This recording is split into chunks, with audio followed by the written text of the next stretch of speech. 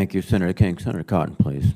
General Richardson, I'll give you a chance to talk in a little bit more detail about the Panama Canal because I was troubled by the brief comments you had to Senator Inhofe of all the things you've described that China is doing in your area of responsibility. I think the strategic investments it's made along the Panama Canal is most striking. I know that this is primarily a State Department and Treasury matter, but can you tell us a little bit more about what's going on around the canal and how SOUTHCOM plays into the interagency efforts to counter the threat, and what else you'd like to see from the U.S. government to do so?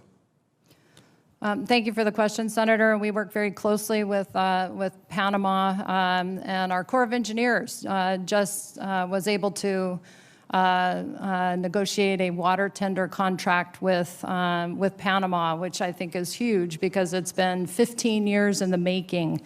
And so we have a lot of ground to make up with Panama. But in terms of the investment, China and the strategic investments that they make, just like the Panama Canal, when you enter and exit and on either side, you have Chinese state-owned enterprises.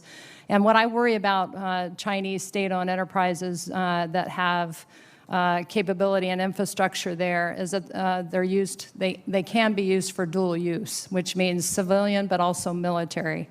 And quite honestly, if you just look at where the port projects are, 29 port projects in the AOR in 17 countries. I mean, these are very methodically thought out, in my opinion. And again, I worry about the access that they get in there under the guise of infrastructure and looking like they're helping economies when they're really not, as well as the resources that are in this AOR. It's just off the charts. I've got 60% of the world's lithium in the lithium triangle in South America. That's in Argentina, Bolivia, and Chile. You've got 31% of the world's fresh water. You have the Amazon. You have the oil reserves in Venezuela, the light sweet crude that was discovered off the shores of Guyana. There are a lot of resources in this region. And again, I go back to it's not an investment by our competitors. It's there to extract in some way, shape, or form. What do you think China is up to there in all those investments around the canal? Is it more about advancing their own interests or holding at risk and threatening ours? I think it's both. I mean, we depend on the canal more because of our geography than does China, right? I would say yes, but the Panama Canal as well as the Strait of Magellan, in my AOR, those two very strategic global lines of communication must remain open. I agree. I mean, should we ever have a conflict with China, the decisive effort would be somewhere in the Western Pacific, not in the Caribbean Basin or the Eastern Pacific. And it's the very essence of strategy to try to force your adversary to defend what he has no choice but to defend, far removed from the theater of decision. That's one reason I'm so worried about these investments around the canal. You know, the Panama Canal Treaty was actually two treaties. One of them was the Neutrality Treaty. We retain under that Neutrality Treaty the uncontested right to ensure the neutral operation of the canal, correct? That's correct, Senator. Good. One other area I wanted to discuss was agriculture. I know this is somewhat removed from Department of Defense's lane, but as we heard, you have no assigned forces, and a lot of what you do is with interagency partners and looking at non-military, non-traditional ways to cooperate. Sometimes people overlook the importance of agriculture. I don't think China overlooks it if you consider their investments in South America, especially targeting crops like soybeans. I think this economic investment seems to be aimed at creating alternative markets for them to buy as well as to crowd out our exports. Fortunately for us, Brazil's soybean crop didn't compare so well to ours, especially in Arkansas. Can you give me your thoughts on how you can work with agencies like AID and the trade representative to dissuade countries in your area of responsibility from continuing down the path of further economic entanglement with China in the agriculture domain? So, Senator, we work very closely, as I mentioned before, regarding the folks that we have that work in the Western Hemisphere. And so we have a very close working relationship with USAID. And I've met with Director Powers previously, and then she travels the region as well. But none of us have the resources, and so I think that helps us work together more collaboratively across all of the interagency and work so close together to figure out how we can invest in this region. But I'd also like to highlight that China gets 36% of its food source from this AOR as well. And so the AOR just has a lot of resources that are being eyed by our competitors. Yeah, they are. And I think this is going to be a matter of growing importance this year, given the war in Ukraine and how much grain Ukraine and Russia provide to the rest of the world, as well as how many inputs they provide into fertilizer or other agricultural inputs, not only in increasing prices on our grocery shelves here in America, but also threats to stability in your region and in Africa and the Middle East, in places that have pretty fragile governments and very limited food supplies. Thank you. Thanks, Senator Cotton. Senator Blumenthal, please. Thanks, Mr. Chairman. Thank you both for your service. Thanks for being here today. This morning, President Biden announced that the United States will welcome 100,000 Ukrainian refugees who are fleeing an absolutely intolerable situation in Ukraine. I recently visited the border of Ukraine and Poland with a number of colleagues, a bipartisan trip, and saw the women and children. They are almost all women and children fleeing the horror and terror that Putin has caused to their country. And they'll come here through a variety of legal pathways and likely follow the same general program as the Afghan refugees did. I continue to call on the administration to enable more of our at-risk Afghan allies to escape the Taliban. They have targets on their backs. They helped Americans, our troops, our diplomats, while we were there, and they are under dire threat from the Taliban. But I also applaud the President for his effort to welcome Ukrainians into the United States, and there's much more to be done. The 3.5 million refugees who have already fled Ukraine and the 10 million more internally displaced have added to an already burgeoning refugee and humanitarian crisis around the globe. Literally, last year, 26 million refugees were displaced from areas as diverse as Syria, Venezuela, Afghanistan, South Sudan, Myanmar, and other countries. And these refugees represent a threat as well as an opportunity. Literally an opportunity because they have a great deal of talent and skills and potential for contributing to the countries that they may be moving to, but also a threat insofar as the failure to aid them will lead to potential terrorism and other adverse activity.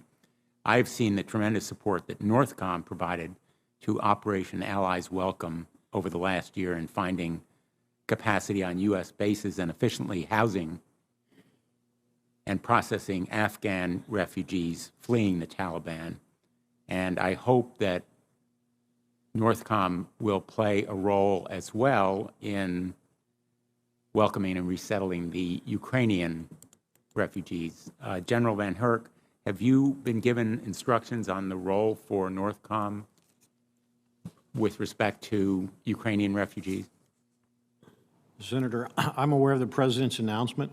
I do not have any direct mission task to plan for that yet.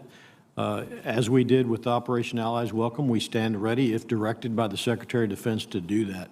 It was an honor to support nearly 74,000 Afghans as we process them through 8 installations from DOD. And so if directed, we'll move out, Senator. Are there lessons that we should learn from the OAW experience with the Afghan refugees?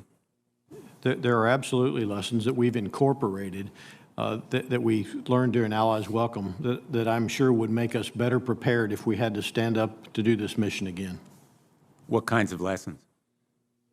Interagency coordination lessons to make more efficient, use of data and information, the ability to track, categorize, whether it be medical, whether it be security screening, all of these things were worked closely, and we're in a much better place today than we were when we started last July. Well, I was tremendously impressed when I visited Quantico, which is only one of those 8, with the enthusiasm and dedication of the Marines who were involved at Quantico in welcoming and aiding the refugees there. Most of them had never served in either Afghanistan or Iraq. For them, this was their deployment, so to speak, and they loved doing it. And they provided a real American welcome to these new Americans. And I think that we can all be proud of the work that was done by our military at those bases in providing that first American experience to the Afghan refugees. And I hope the same is done with respect to Ukrainian refugees. Thank you. Thank you, Senator Blumenthal. Senator Rounds, please. Thank you, Mr. Chairman. Let me begin by thanking both of you for your service to our country. I'd like to begin with General VanHerck. With regards to your mission and your role in keeping our country safe, could you share with us what the activities at our southern border and the challenges that we face at our southern border right now with regard to transnational criminal organizations, violent extremist organizations, and so forth, and the porousness of that border right now? Can you share with us what the impact is that might have on your responsibilities and role? Senator, currently I'm in direct support of the Department of Homeland Security, providing about 2,450 National Guards troops on Title X status. What they're doing is detection and monitoring, intel analysis, and aviation support. We're really treating the symptoms. You know, counter-narcotics, migration, human trafficking, those kinds of things are symptoms in my mind of a broader problem, and that's transnational criminal organizations who create an environment that's not conducive to raising a family for economic success, and we see that happening right on our border in Mexico. My concern with that, Senator, is the instability it creates, the opportunity it creates for actors such as China, Russia, and others who might have nefarious activities on their mind to seek access and influence in our AOR from a national security perspective. Do you see evidence of that at this time? There are actors who are very aggressive and active all across the NORTHCOM AOR, to include in the Bahamas and Mexico, China, and Russia. I would point out that the largest portion of GRU members in the world is in Mexico right now. Those are Russian intelligence personnel, and they keep an eye very closely on their opportunities to have influence on U.S. opportunities and access. General Richardson, this is your AOR. Would you concur with the General's assessment? Yes, Senator. Does that impact your ability to do your role, or how does that impact your ability to fill out or to complete your assignments there? So we work very closely with our partner nations, and as I've said, how important the lever is for security cooperation, for us to be on the field, to have our jersey on, have our number, and work shoulder to shoulder with our partners. They really want to work with us. And everything that, all the levers that I have that you all provide and that I get from the Department of Defense, Department of State, go into action. A little goes a long way in this AOR. Again, I don't need to outcompete my competitors, or outspend them to outcompete them. But we do have to be present, and we do have to be there with them. Today we fight war, or at least we have to be able to defend against war that comes from multiple domains. air, land, and sea, space, and cyberspace. I understand that right now, with regard to cyber capabilities, there's a limit to the number that we have. General Richardson, can you share with us the challenges you face in terms of being able to meet your responsibilities with the limited cyber capabilities or cyber defense capabilities that we have? So we do our best in terms of the small teams, the subject matter exchanges, subject matter expert exchanges that we do with our partner nations. We'll go with like a cyber assessment team to help with an assessment of their network, maybe a 13-man team that works with the partner nation. We work over the shoulder. We can provide direction and subject matter expertise, but we can't get on the keyboards with them and go to work with them. Well, let me ask this in a different way.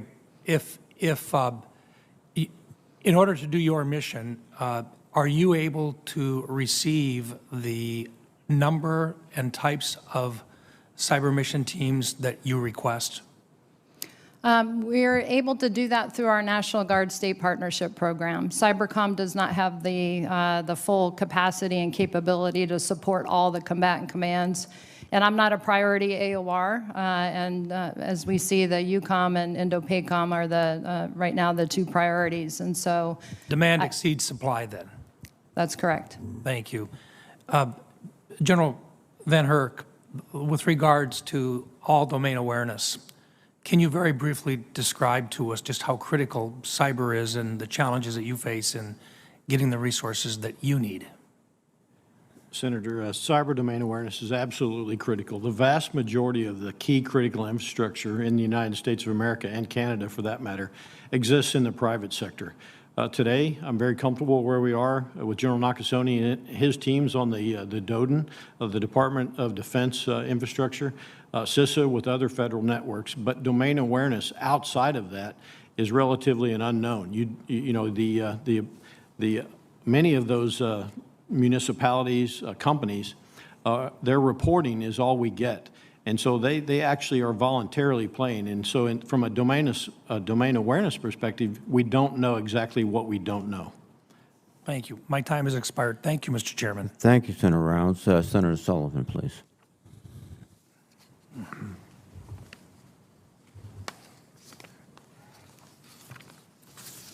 Thank you, Mr. Chairman. I want to thank both the witnesses. I think you both are doing an exceptional job and an important AOR that don't always get the attention that they deserve. General VanHerck, I appreciate our meeting the other day. I want to talk a little bit more and follow up on the discussion about the provision that Senator King and I co-sponsored in the NDAA on the Arctic Security Initiative. You're already hearing here in this hearing, a number of senators, bipartisan group of senators, are very focused on that. As you know, it authorizes the SecDef to establish an Arctic Security Initiative, which is modeled on the Pacific Deterrence Initiative and the European Deterrence Initiative, essentially initiatives from this committee where we have thought the Pentagon wasn't focusing enough on critical regions. And I think both of them, PDI and EDI, have been quite prophetic, saying, hey, Pentagon, focus, Europe, Asia, Taiwan, and now the Arctic. Can you please provide a status on the update regarding the assessment? Any conclusions you've drawn? As you know, the Arctic Security Initiative that was passed into law directs you, the NORTHCOM commander, not OSD, to complete an independent security assessment of the Arctic.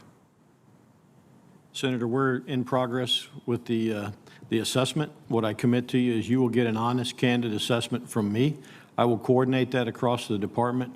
I expect to have my portion of it complete within the next few weeks. Then the coordination will begin. The suspense is here in the very near future. I'm likely going to ask for an extension. I believe it's crucial to not do this fast, but to do it right, and I hope to have it done by early summer at the latest. I would point out real quick, if you don't mind, that I look forward to seeing what the budget comes out with next week with regards to Arctic for inclusion into my assessment. Are there any things that you can highlight already right now with this committee in terms of your assessment? Senator, without seeing the 23 budget, I really can't give you a full assessment of what we're going to see for infrastructure support. I believe we will see additional domain awareness capabilities significantly funded with the 23 budget, but I look forward to seeing that. I would assess that there may still be some work to do with regards to the strategies that each of the services have funded, or not funded, but put out, and the department strategy. But when the budget comes out, I'll give you the final assessment. Let me ask specifically on that. When Secretary Austin was here for his confirmation hearing, I asked if he would commit to work with this committee to ensure the Arctic strategies from the different services are fully resourced. And he said, quote, "You have my commitment to do that." That's what he told the committee. Do you believe funding for the Arctic Security Initiative in a similar manner that has been done for PDI and EDI is critical to our integrated deterrence efforts in the Arctic? And are you seeing that funding? Now, I'm not talking about the upcoming budget. I'm talking about what you've seen in the last year. To answer the last question, we have not seen the funding that I would like to see with regards to the Arctic. So the strategies are coming together. I think they're all coming together well. They're serious. That's a big change from a couple years ago. But you're not seeing the funding as of yet. In the past, that's correct, Senator. I look forward to seeing the 23 budget. The Arctic is strategic in nature. We must be persistent there to compete. That's a part of the integrated deterrence that you mentioned as well. So just for the Pentagon folks watching, it's not just forces, but as Senator Wicker talked about, it's infrastructure. I know that it gives some people neuralgia in the Pentagon when we talk about strategic Arctic ports, but that's what we need, isn't it, General?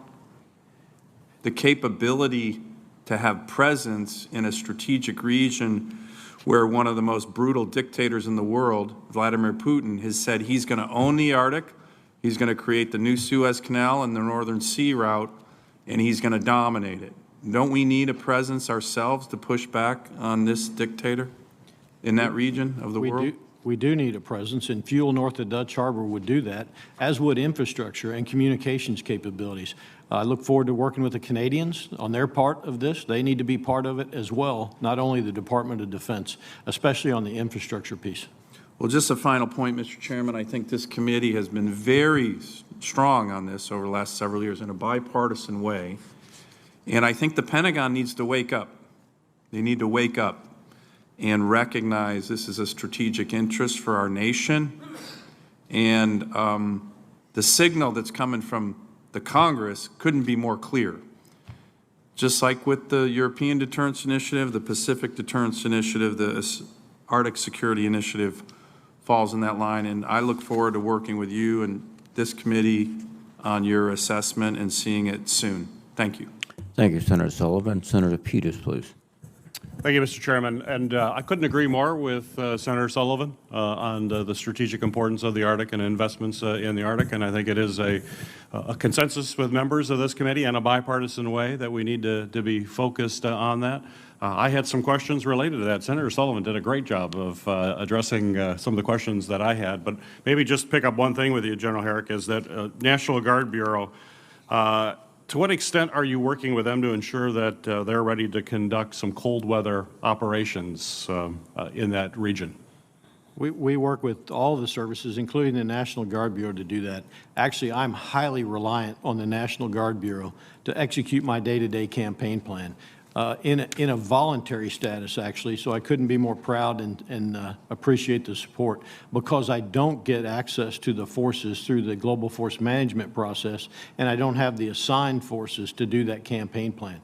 I'd point out that we need ready, trained, and equipped forces to operate throughout my entire area of responsibility, and that includes the Arctic. That's part of the services strategy and something that we have to work on. I just concluded an Arctic Edge exercise, which included some of the National Guard and many of the services, a joint exercise, and some allies and partners. In a classified environment, I'll share some observations with you from that, but the Arctic is a challenging environment to operate in, and we have work that remains. Great, appreciate that.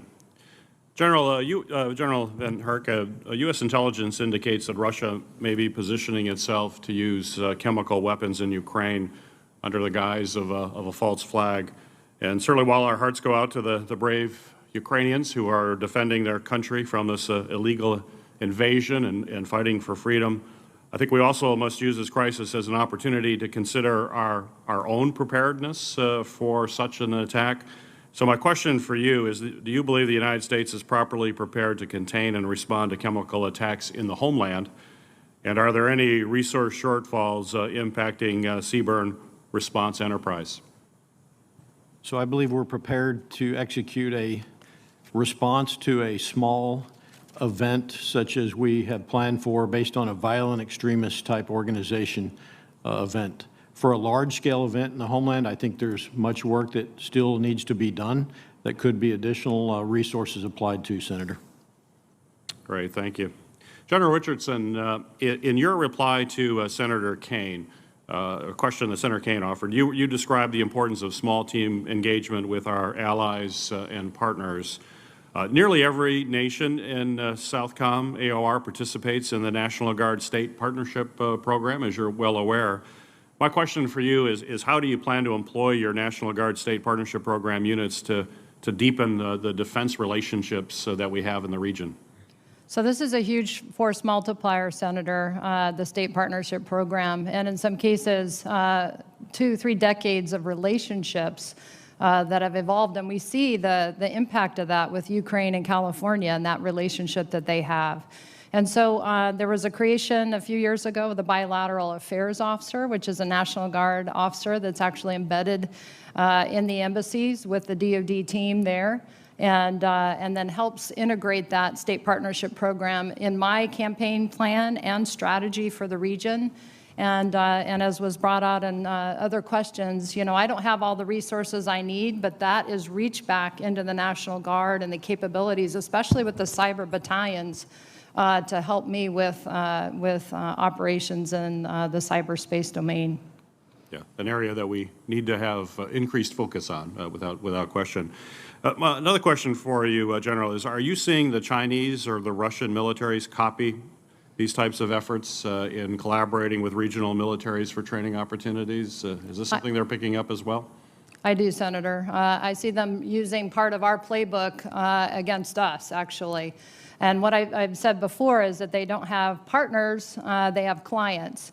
And so when we do our big exercises and bring, you know, 20-some countries together from the region, they don't do that, but they do have a lot of funding to bring large groups of personnel from the militaries or the defense forces to all expense paid professional military education in Beijing for either a year or 2 years. And if they do that, if I take the country of Guyana, for example, and they do 15 or 20 a year, they can get through their defense force in about, 5 years. And so we've got to, as I've said before, I don't need to outspend China, but I do to outcompete them, but I do need to be on the field, and my security cooperation and IMET funding, a little bit goes a long way. Great, thank you. Thank you, Mr. Chairman. Thank you, Senator Peters. Senator Scott, please. Thank you, Chairman. General Richardson, can you, first off, thank both of you for being here. Thanks for the people, your service and the people, the men and women that work with you. General Richardson, can you describe what you've seen from our enemies over the past 6 months that you've had this command, and what do you believe their primary goals are in our hemisphere? So, frankly, I'm surprised at how much our competitors have been able to expand within the region and how they've done that with the proximity to the homeland. And what I find myself doing is a lot of educating and informing about my AOR as I travel around and speak to different groups and go to different places to offer the message and just educate folks, because we tend to look east and west, not necessarily south. And I can fly to 80% of this AOR. It's huge. It looks huge and it looks really far away. I can fly to 80% of it in 2 to 3 hours from Miami. And a lot of people don't, we've just kind of forgotten about that. I would say with the investment of infrastructure over the last 5 years by our long-term strategic competitor, China, From 17 to 21, an investment of over $50 billion. I have Corps of Engineers, and we average about $50 million per year. So from 17 to 21, about $250 million investment in the region. Now that's not it. I mean, USAID is there, and there are other businesses and corporations that are in the region. But there's a huge investment by our long-term strategic competitor in the region.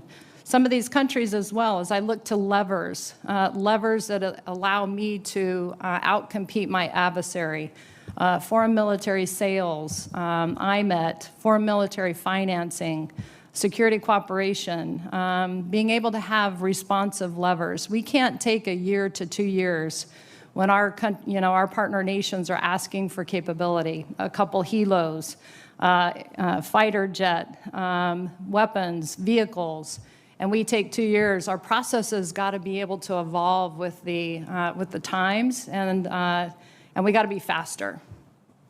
Do you see in our hemisphere that Russia and China have become clearly, no question about it, their adversaries? They are definitely competitors, and I do look at them as adversaries. So when you see American companies that go do business in China with the Chinese government, with the Chinese military, does that make your job harder or less hard? I look at it from a perspective of the dual use. They come under the guise of infrastructure, doing a good thing for that particular country that they look like they're investing in. They don't do a good job on the project in the first place. That generally becomes evident in anywhere from 5 to 7 years after a project is done. They don't hire host nation workers. They bring in their own laborers. I would say from my perspective, I worry about the civilian and dual use with the military, and the PRC being able to bring in and switch something over that's a state-owned enterprise to military use. When the Chinese bring in their own labor, do they take it back when it's finished, when the project's finished, or do they leave their labor there? I think it depends. I think they actually do both. Okay. Do you see signs of our enemies actively supplying weapons to any state or group in Latin America? Yes. Right. And is that increasing, decreasing? What's happening? I think recently, probably over the past couple of years, that's increased. Again, it takes whether they can do it faster or cheaper than us. That's why I say our levers and our ability to be able to deliver has to speed up, and our processes have to get faster with the times. What type of weapons are they sending into our hemisphere? Fighter aircraft, helicopters, air defense systems, small arms, vehicles. So SOUTHCOM has had an office that supports trade and investment and works to connect small businesses in the region. How is that doing? In terms of the small business, we had the small business director actually attend the Chile inauguration for the president. And in terms of small business, I'll tell you what I've done, Senator, is we were able to bring BENS, which is the Business Executives for National Security, who coordinated a trip into Panama in October with 10 CEOs. And I just took the outbrief a couple of weeks ago. It was organized under my predecessor. And then just seeing the value of getting that perspective on the ground, because when you talk about the investment levels that the PRC has when they go into these countries with over $50 billion in 5 years across the AOR, I'm looking at OPM, other people's money. How can we get investment in the region to help with the economic problems that these countries are having? All right. Thank both of you for your service. Thank you, Senator Scott. Senator Ernst, please.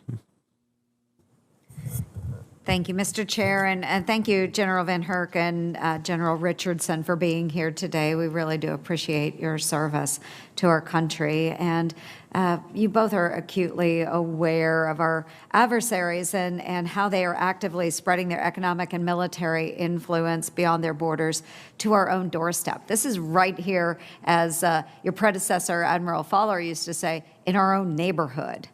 And that's such a great way to phrase that because they're right here. China in particular is on the offensive here in the Western Hemisphere. And there are days that I truly worry that our posture remains very reactive at best, and on certain days weak at worst. And that's not due to you. It's because we have many, whether it stems all the way from Pennsylvania Avenue all the way here, we just don't give enough attention to our own neighborhood. Many of my colleagues have already stated that. So I think it's imperative that we must give you all the tools that you need to have at your fingertips, the authorities, making sure that they are flexible, but we also need realists in the DoD policy shop and at the State Department that will actually acknowledge the significance of a great power threat that is emanating through our area. So General Richardson, I know that Senator Cotton focused very heavily on the Panama Canal. I had a line of questioning as well in that area. I'm going to skip over quite a bit of that, but just for everyone's information, I think last year there were about 14,000 transits through the Panama Canal, and the United States is the #1 user of the Panama Canal. And 60% of what goes through the Panama Canal, it either originates in the United States or is headed to the United States. And of course, I come from a very ag-heavy state. A lot of those commodities or products do transit through the Panama Canal. So it is extremely important for us. So if we could just hammer down just a little bit more, just very briefly, General Richardson, if you could talk about what you see going on around the Panama Canal with the Chinese influence that exists there. So thank you, Senator. And certainly, I'd like to highlight that our country does $740 billion in trade with Latin America and the Caribbean. It's huge. And so the importance of keeping that, the Panama Canal open and free and for global economics and the economies, not just the war plans, which I worry about as well, is extremely important. But the strategic way of the investments and the proximity and the continued investment with other projects that they make in and around the Panama Canal is very concerning. And so $6 billion additional in addition to the, on either side of the canal, having state-owned enterprise companies along the canal. Mm-hmm. Yeah, it is very concerning. About a week or so prior to the Benz Group and Joe Votel's Benz Group going into Panama, I had traveled there with a group of other congressmen to just really see the Chinese influence that is on the ground there, and it is extremely concerning. That's why I'm so thankful that the Benz Group is engaging in Central America, in Panama, and other regions. We do need that economic support in that region so that we can also be a good partner. And if there are ways that the United States maybe won't invest, if we can find other allies and partners that do have the type of supports that might be necessary in that area, I think that we should facilitate where we can. I'd like to focus a little bit on the mining activities that occur in South America as well. This is an area where we have seen a number of businesses from the United States attempt to get into places like Chile, where they have lithium resources, but who beat us to the punch? The Chinese. So if you can talk a little bit about mining activities and how valuable that would be to the United States if we were able to engage in those types of activities. So the region is just rich with rare earth minerals, and as you talked about, I mean, I just took my granddaughter to the History Museum on the Mall a couple of weeks ago and got to see just all the minerals and the precious metals and things like that, resources from the region, the rubies, the emeralds, all of those kinds of things. But when you talk about illegal mining, it's illegal logging, it's illegal fishing that happens.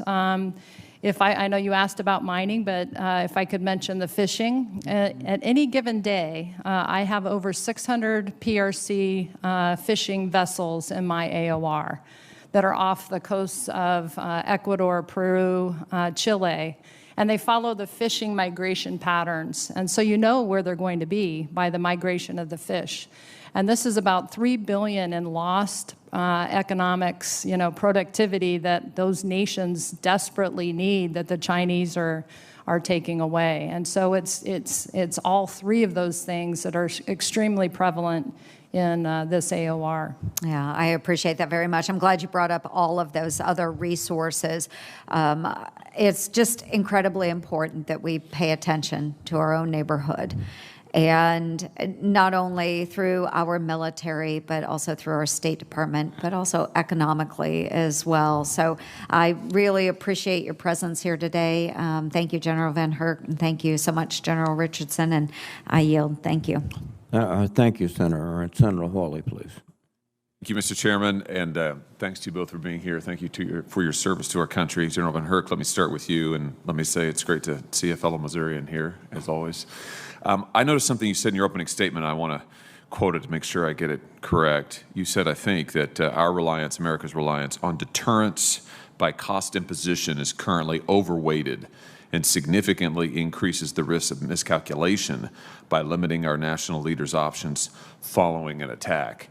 That caught my attention because I have been arguing for a while now about the importance of adopting a strategy of denial, deterrence by denial, versus deterrence by cost imposition, especially as it relates to China. So I wonder if you could just expand on your comments a little bit and tell us why you think it's important to end an over-reliance on deterrence by cost imposition. Thanks, Senator. First, I would say cost imposition. The nuclear deterrent is the foundation of Homeland Defense, and we must fully fund a triad. That is the foundation. We also must have a strong conventional force, but that has to also be balanced with deterrence by denial. And deterrence by denial is the capability to deny a potential adversary the ability to believe they can inflict damage on us that may bring us to our knees. And it's the ability to demonstrate readiness, resiliency across the whole of government, responsiveness. We do this every day with hurricanes, wildfires. We've demonstrated it with Allies Welcome. All of those contribute to the overarching integrated deterrence. That's where my campaign plan is focused. I don't want to start with defense kinetically in the homeland. I want to keep us out of a crisis and conflict by focusing on that deterrence by denial on a day-to-day basis. Let me ask you this: when you say that one of the dangers of over-relying on deterrence by cost imposition is that it increases the risk of miscalculation and limits options, can you just explain that piece of it? Absolutely. So without the deterrence by denial and the belief in a potential adversary's mind that they can't be successful, they may actually believe that because the homeland is vulnerable and they could bring us to our knees, that may be the emboldening factor that leads them to make a decision to attack, whether that be in Taiwan or another place, because they believe that they can disrupt, delay, or destroy our will in the homeland. We want to create them to believe and understand that we have the capability that they could never do that to us by defending the key critical infrastructure and having the resiliency and readiness to respond. Very good. Thank you for that. Let me shift to the situation involving the drug supply at the southern border, and particularly fentanyl, which is in our state absolutely devastating, and we're seeing mass quantities of it. Can you just give us an update on NORTHCOM's efforts to help DHS stem the flow of illegal drugs, and particularly fentanyl there at the southern border? Senator, currently NORTHCOM's providing about 2,450 guardsmen from various states in a Title X status, doing detection and monitoring, intel analysis, and also aviation support. The request for support for FY23 is in the department as well, and being adjudicated at the department level. I don't have a tasking yet for 23. Let me ask you about the Mexican government. Have they been helping with this, with the flow of drugs, the human trafficking? Has it gotten better or worse than the last year? Hey, the Mexicans are extremely good partners. I have great relationships with General Sandoval of Sedena. with Admiral Ojeda of Samar. Both are coming to visit me next month. They have tens of thousands of Mexican troops conducting the mission to support what we need with the common objectives. And we're very grateful for their partnership. What are you looking for them to do in the year ahead? Continue to partner, provide additional security. Samar has port security now. For fentanyl, that's crucial because those precursors often come into ports. Would like to work additional information sharing to enable them to be more successful in interdicting much of those precursor chemicals that come into Mexico. Very good. Let me shift back to China here quickly in my little bit of remaining time. You mentioned Taiwan a second ago. It's no secret Beijing would love to seize Taiwan. They'd love to execute a fait accompli with regard to Taiwan. And we also know that if they attempted to do that, they would seek to prevent us from deploying forces from the West Coast into the theater. Tell me about your concerns about China's ability to strike military targets in the homeland using cyber capabilities. Well, China possesses extensive cyber capabilities. Those responsibilities to defend the homeland primarily reside with CISA, Director Easterly, and General Nakasone on the DODN side. My role is to provide defense support of civil authorities. In the case of municipalities, industry asks for support. We have a good capability. What we don't know, Senator, is the unknown. We don't know where the vulnerabilities are because of the way we're set up across multiple agencies, across multiple industries, that we rely on volunteering their information for cyber vulnerabilities. Got it. Thank you both for your service again. General Richardson, I'll give you a few questions for the record. Thanks for being here. Thank you, Mr. Chairman. Thank you, Senator Hawley. Senator Rosen, please. Thank you, Mr. Chairman. And I would really like to thank Generals Richardson and VanHerck for testifying today and for your service to our country. Thank you. I want to speak a little bit about Iran's presence in the Western Hemisphere. And General Richardson, during your confirmation hearing, we discussed Iran's presence in Latin America through its proxy Hezbollah, its involvement in the tri-border region of Paraguay, Argentina, and Brazil, and its exchange of arms for oil with, of course, Venezuela. Over a year ago, Brazilian authorities extradited a leading Hezbollah financer to Paraguay, which dealt a blow, of course, to the terrorist group. However, we don't often receive the same support in combating Iran or its proxy activities from other countries in the region. Just a little over 2 months ago, Iranian official Mohsen Rezi was wanted by Interpol for his role as leader of the Iranian Revolutionary Guard Corps in the 1994 Amia Jewish Community Center bombing in Argentina. He made an appearance at the inauguration of Nicaraguan President Daniel Ortega in Nicaragua. To hold Iran accountable and Hezbollah accountable for their activities in Latin America, Senator Blackburn and I introduced the Hezbollah and Latin America Accountability Act. So, General, could you please update the committee on Hezbollah's recent activity in Latin America? Are we effectively disrupting their agenda? And to your knowledge, is Hezbollah continuing to exchange arms for oil with Venezuela? So thank you for the question, Senator. And I think quite honestly, thank you for the act and the work that we do partnering with our partner nations is so important through the security cooperation, train and equip 333 funding. That's my main lever to work with these militaries and these defense forces to counter our competitors and counter our threats in the region. And just as you listed off, you know, what Iran does and has done in my AOR is very concerning, and obviously to impact that. And when Secretary of Defense uses the integrated deterrence, and as I look at that, and you partner with all of the capabilities that are in the region, it's so important that the partner nations that are dealing with this internally be able to have the capacity and capability to do that too. I just request that I'm able to continue with that 333 funding, so I am there, because they want to partner with us.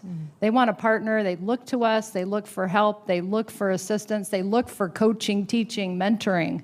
They want to come to our schools, and this is how we make them stronger to handle their own their issues internally as we work together to counter the threats.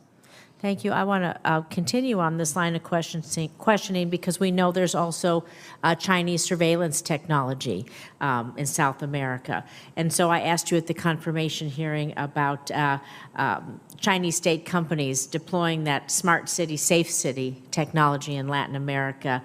And of course, you said countries don't like that in the region. So I'm concerned about the national security ramifications of this. So I know I have a short time left, but can you provide us an update on the countries who are trying to get rid of the technology implemented in their countries by China, and what can we do to help stop this widespread Chinese surveillance? So we do our best. I mean, not just the DoD, but also Department of State, as we consistently work with them. My senior defense officials and my senior cooperation officials that are downrange, that are actually embedded in the embassies and working with our partner nations to advise them about the technology, the surveillance technology, a backdoor of getting into the defense networks and things like that. Certainly the possibility of 5G, and if nations get 5G, then our inability to be able to continue to work with them because of that cyber threat. Thank you. I want to kind of keep on the cyber threat, and I move over to General VanHerck about missile defense cybersecurity. As MDA works to rapidly deploy missile defense systems to stay ahead of threats, I'm concerned that we might not be taking potential cyber vulnerabilities seriously enough before fielding new systems. So in the 2019 Missile Defense Review, software is mentioned only once. This is a key way hackers get in. Even more alarming, GAO's May 2021 reports highlights that none of MDA's 17 operational cybersecurity tests planned for fiscal year 2020 were conducted, and that cybersecurity testing since 2017 has revealed vulnerabilities. I will take my answer off the record, but I'd just like to know what steps NORAD is taking to address the cybersecurity vulnerabilities. I see my time is up, so I'll yield to my next question. We'll take it for the record. Thank you. Thank you both, Generals. Thank you, Senator Rosen. Senator Tuberville, please. Good morning. Save the best for last. Glad to see y'all. General VanHerck, we're hearing Title 42 is going to expire March the 30th. Are we prepared for it? I would defer to the DHS. That's their mission. We are actively planning based at the request of DHS. I don't have a task to do that at this time, but I understand the department is working through that with DHS. One of my favorite movies is, I think, We Were Soldiers. Mel Gibson played Colonel Hal Moore, who was a friend of mine a few years ago and since passed away. In that movie, they're getting run over, and the code was broken arrow. In other words, they're up there on top of us. I saw a Facebook page this morning from Border Patrol hollering broken arrow. We got huge problems, and I know we got huge problems all over the world, but it doesn't seem like we're addressing this enough. And we're going to have to sooner or later, because it's really going to affect, and it is affecting our country as we speak, but with the drugs and all that. But just wanted to bring that up. Hey, given your 3,200 hours of flight time, you've flown about everything, I guess. Is there anything you haven't flown? There's plenty. I haven't flown what General Richardson flies, helicopters. A former Thunderbird Squadron Commander, J.V. Venable, recently wrote that a fighter pilot needs at least 200 hours a year or 4 sorties a week. In coaching, we call that practice. But the Air Force and Navy flight hours have fallen to historic lows. Is that concerning?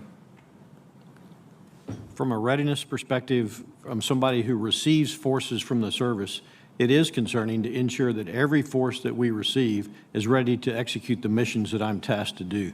Best answered by the services specific to their actual training, but it would be concerning if the trend continues to drop on the flight hours. Thank you. Mr. Chairman, I'd like to submit Mr. Venable's report on Air Force readiness and a Wall Street Journal article that references his assessment for the record, please. Without objection. General Richardson, last week I met with the Colombia ambassador. Good guy. They're huge allies.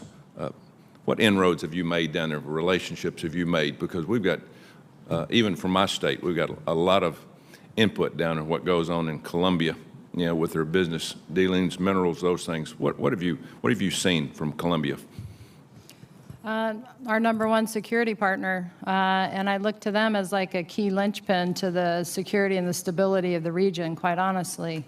If you just look over, it's really hard in this AOR to take a snapshot in time of a country, but if you look for when they, in 1999 and where they were then to where they are now, it's just really tremendous. I have the Chief of Defense, General Navarro, visiting on Monday.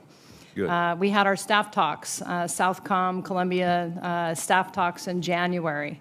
That was first country I visited in the AOR when I came into command of SOUTHCOM. So our relationship is excellent, it's strong. We share information, we're constantly communicating. Again, it's coaching, teaching, mentoring. I look at our partners. I mean, they're there on the ground. They see the threats. They're dealing with the threats every day. We have to have those good relationships with them in order to increase our domain awareness, to make up for what I don't have in domain awareness and ISR and things like that. But the partnership gets you the trust and the access and the presence with your partner nation. It's obviously going to be a big key for us in your AOR. But thanks to y'all. I'll cut my time short. I yield. Thank you very much, Senator Tuberville. Senator Kelly, please. Thank you, Mr. Chairman. And General VanHerck and General Richardson, thank you for being here today. Yesterday I held a hearing in this committee's panel on emerging threats to focus on how our military can work with our partner nations to improve security conditions in our hemisphere that in turn impact the U.S. border and our national security. Throughout South and Central America, criminal elements, China and Russia, are seeking to destabilize the region for their own gain. This is a national security challenge, and we need to treat it as a national security challenge. With that context in mind, I would like to touch on NORTHCOM's mission at the southwest border. The National Guard plays a critical role in this mission, providing much-needed relief to overstretched Border Patrol agents and local law enforcement. I've been to the border many times, and I stay in close contact with local elected leaders and law enforcement. I've also delivered additional federal resources, and the Assistant Secretary of Defense for Homeland Defense and Hemispheric Affairs committed to me earlier this year that National Guard troops would be well-resourced during these missions. So, General VanHerck, in your view, is the National Guard's border mission properly resourced to significantly assist in addressing the crisis at the border? Senator, first, I share your assessment of the national security imperative, a challenge for us with what's going on at the border. The National Guard forces that are working for us in a Title 10 status are not only resourced by DOD, but they're provided resources by DHS. And my assessment is, for the most part, they're resourced to where they need to be. They could have additional resources for observation, detection, and monitoring those kinds of things from DHS. I think long-term, this is not an enduring mission of the Department of Defense. We need to fully fund and resource DHS to do their mission.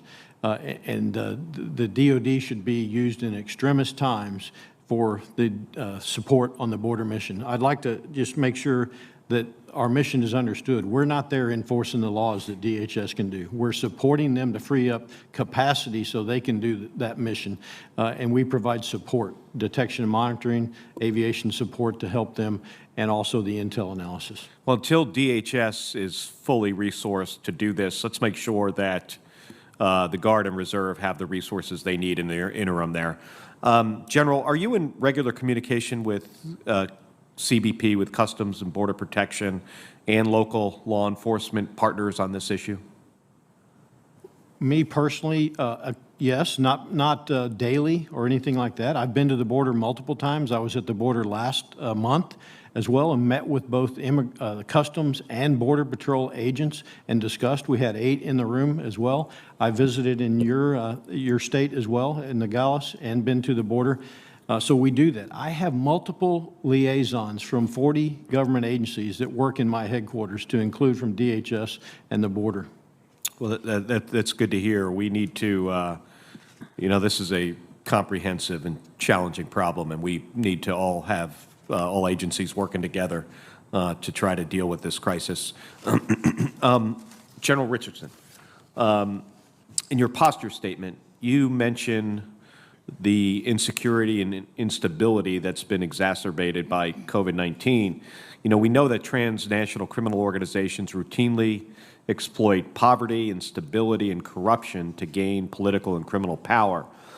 This is bad for stability. It's bad for our partners who are trying to sustain democratic societies, and it's bad for our own interests.